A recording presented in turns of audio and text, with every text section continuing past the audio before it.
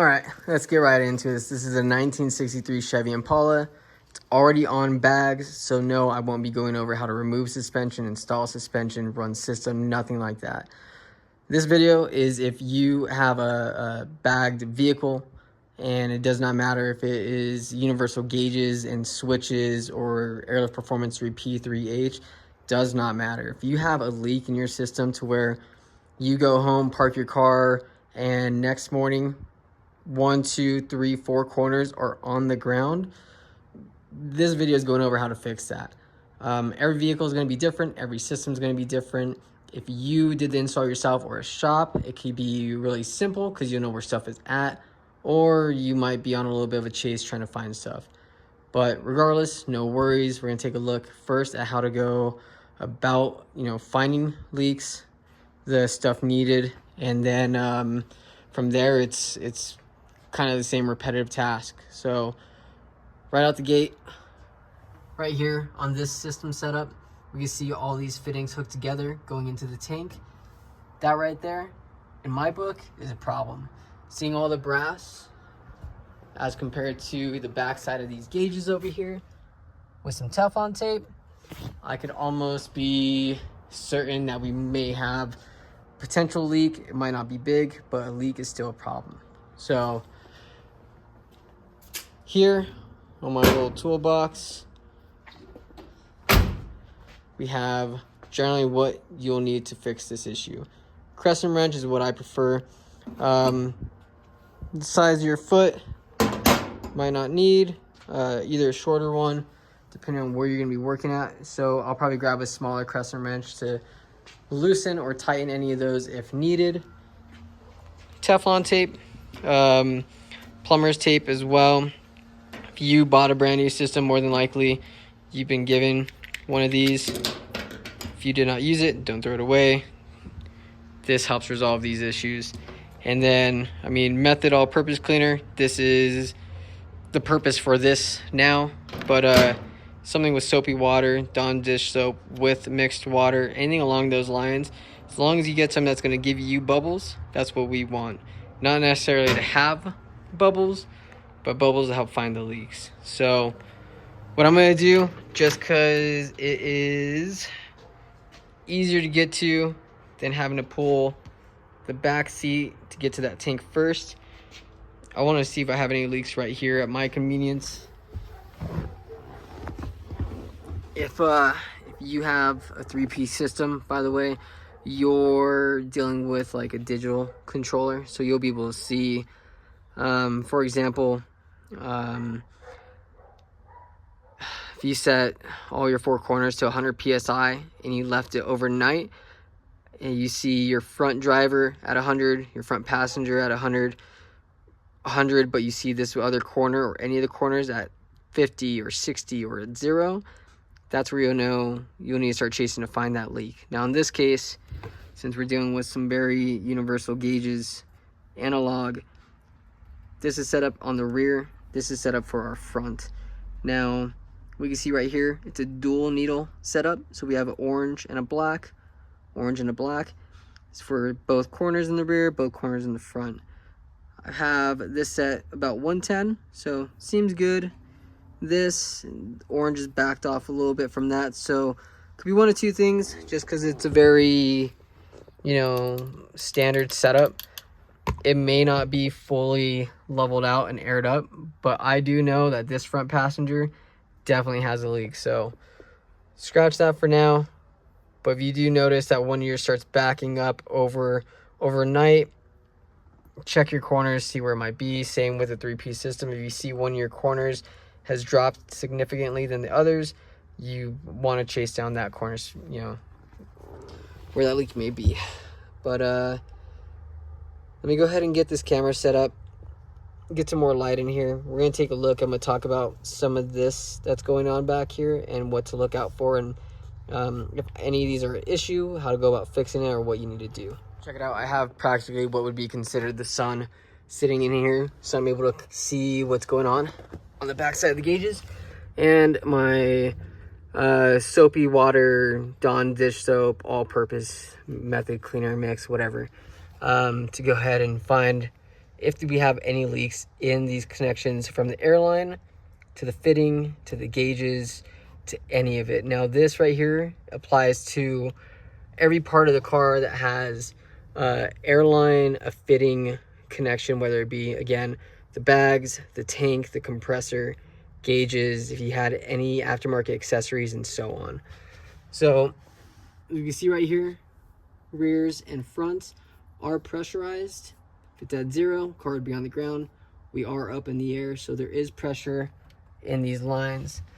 Because this is the inside of the car and carpet, I do have a handy dandy catch can known as a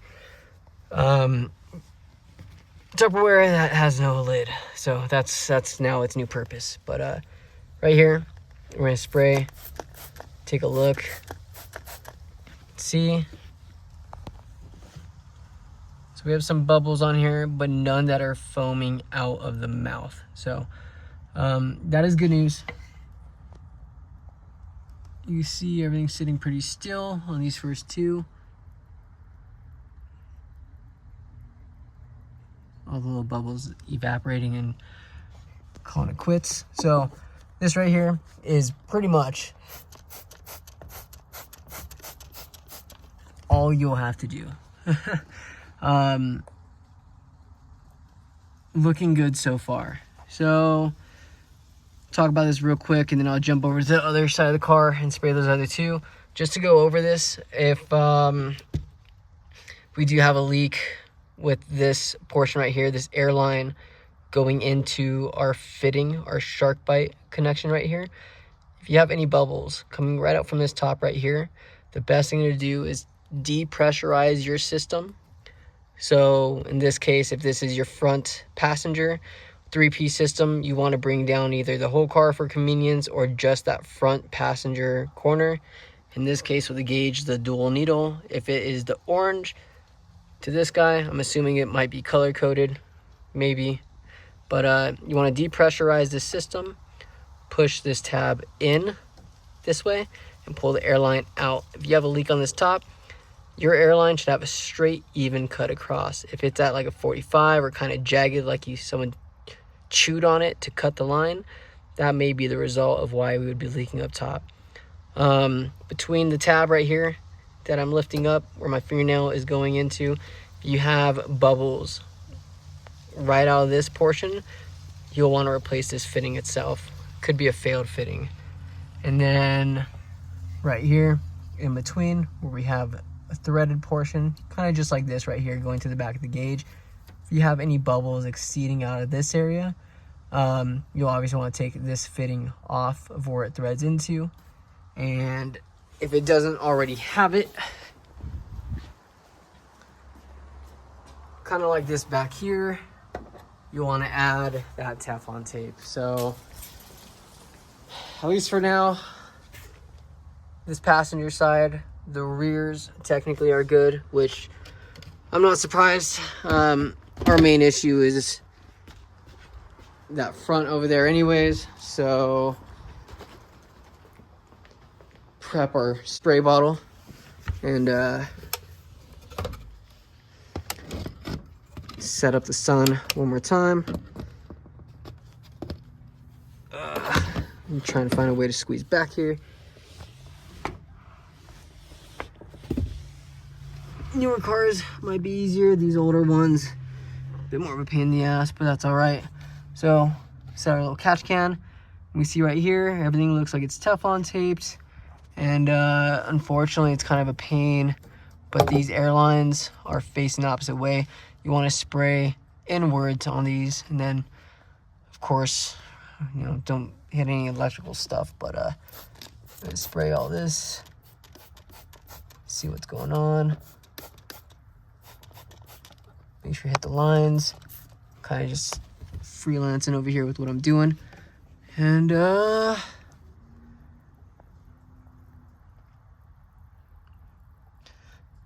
just inhaling all the cleaning supplies. So I guess if you use something to spray these, make sure it smells good or tastes delicious. But it looks like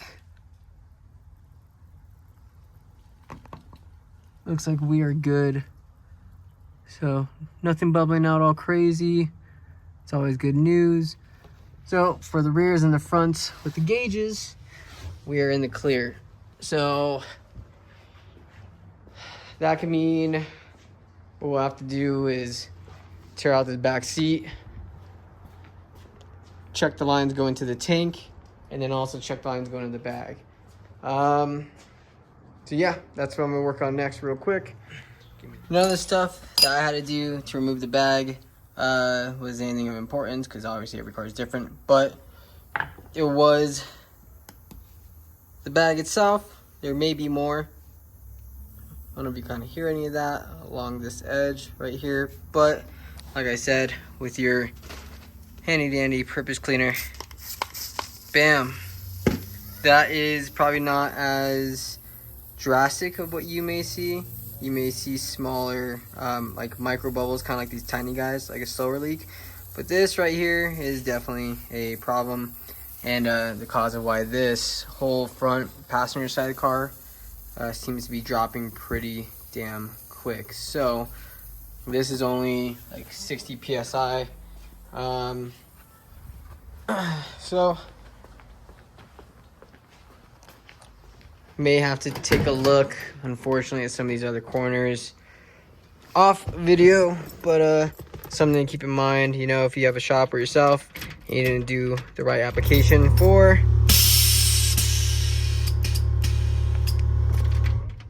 preventing the air leaks with Teflon tape. That might be the issue you run into. So it is depressurized, pretty low pressure in here. Take off, try to take off the fittings. There we go. So yeah, that will do it. So this being the case, the best thing to do, especially when it didn't have, you know, any additional, a lot of these fittings will have kind of like this red material in here that's supposed to be preventative for air leaks. Sometimes it just doesn't work.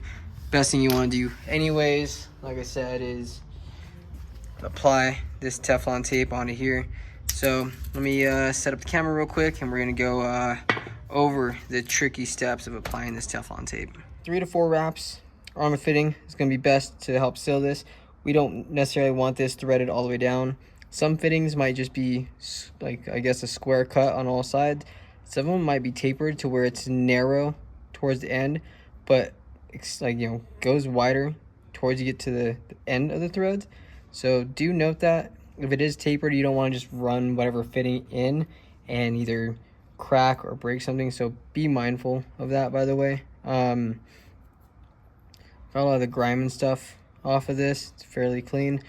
I myself like to wrap it going this way with the Teflon tape rather than this direction. Reason being, as soon as I go that first wrap, I have all this excess right here, right off the bat. Applying it this direction will keep it nice and snug over the fitting.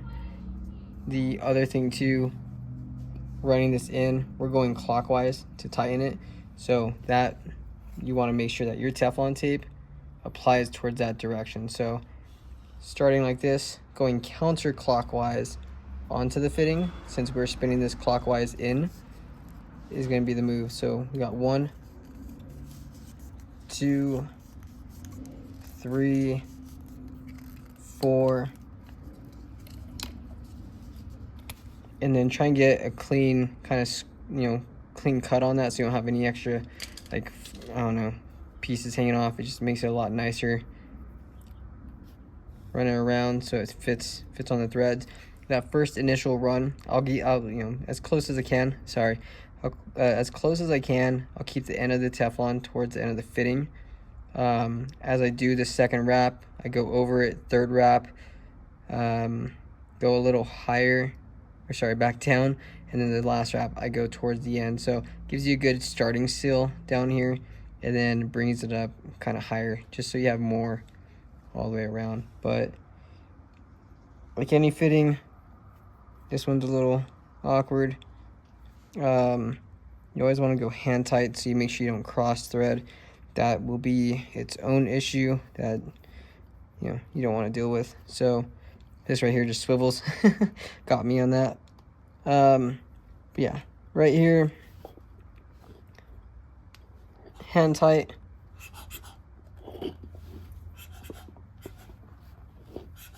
Don't really feel like anything going on with that, so that's solid. Like I said, crescent wrench. I'm using the bigger one for this because this is a much bigger fitting. So I'm giving it half, about 3/4 of a turn, and for me, that should be set. So next thing I'll do, just to make sure, because this fitting might be pretty old, don't know when this was done, I'm gonna hook up my rig one more time. Obviously this extra airline wasn't used to get all the way from the side to where the bag was stationed, so I did make a temporary cut, added on some fittings onto this right here, and then made it accessible to people, you know, see any leaks on the outside of the car. So I'm gonna pressurize this line one more time, spray this whole fitting, and then see where it goes from there. Hopefully this was my main and only issue. Hopefully we don't have anything from this.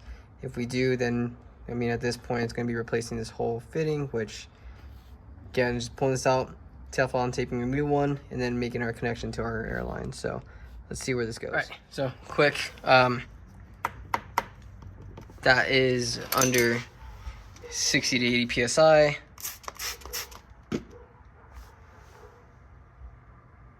You can see we put the Teflon tape on the fitting. Solid. No bubbles coming out this time. And now I get to check right here.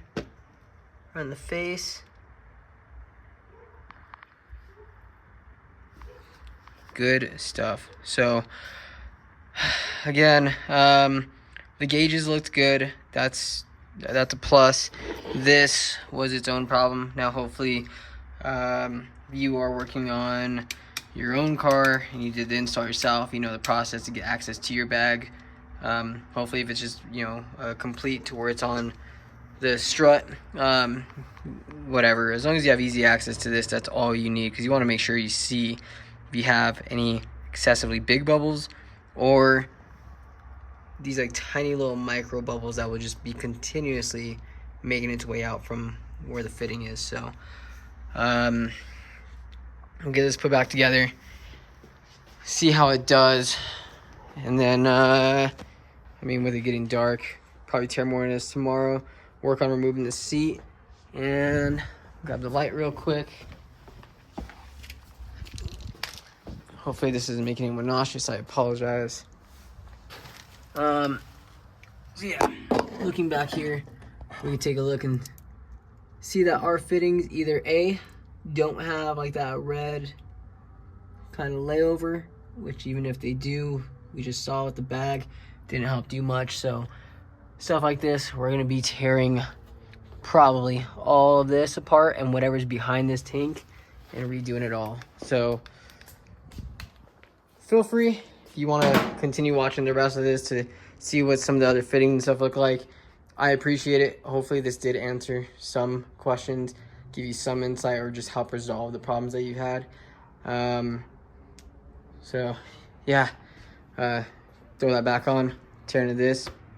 I appreciate it if you guys did just stop by, try and figure that out.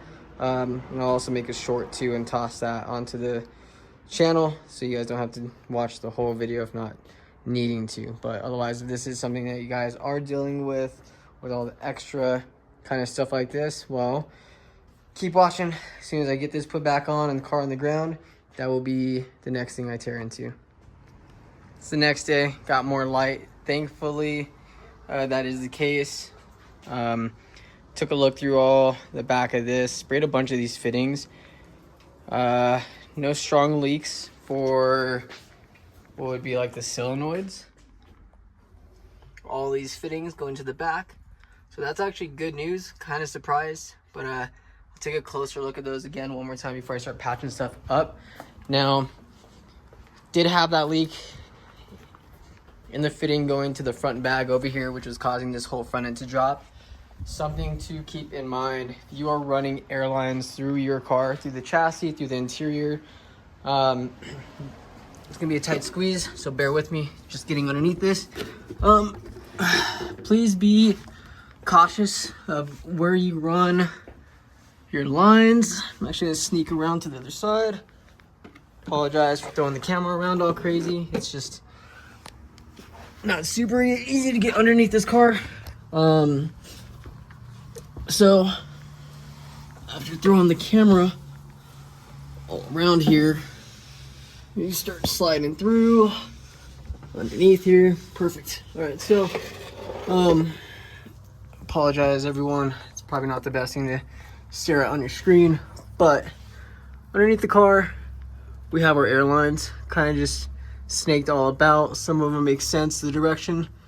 This one looks like it goes to the front of the car, makes its way over, back through the chassis, and up through the floorboard, like the trunk, get to the tank. I mean, whatever works, right? So one thing to be cautious about, pay attention to, is the harness that they ran. They maybe used like a factory location with that grommet. That is good. It's always a positive thing. That is obviously metal. Your airlines are not metal. So let me try and locate where, so lighting might suck, but there we go. So we can see the airlines right here going through the back end of the vehicle. I'm gonna try and wiggle the spray bottle over here and hopefully not soak myself on this. But you run your airlines through your car and you drill holes through it, or a shop does it.